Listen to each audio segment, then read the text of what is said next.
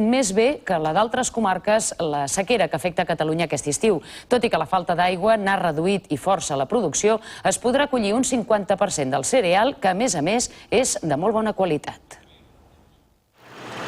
Les segadores de cereals poblen aquests dies els camps de la Plana de Vic i del Lluçanès. La feina és a punt d'acabar, quan en un any de pluja normal encara faltaria prop d'un mes per començar a segar. Com en altres indrets de Catalunya, aquest és un mal any. A la Plana, on el terreny té un grau d'humitat més elevat, l'ordi, el blat i els farratges s'han defensat millor de la sequera, i això permetrà collir la meitat que en un any normal. En canvi, en altres zones com el Lluçanès, la producció disminuirà un 70%. Ara la preocupació és que plogui durant les pròximes setmanes per poder salvar els farratges d'estiu que han d'alimentar el bestiar a l'hivern. Si no plou, la situació pot ser crítica, perquè, esclar, voldrà dir que hauran de comprar molt gènere fora, hauran de comprar molt menjar fora, el que vol dir que tindrà greus conseqüències econòmiques pels ramaders.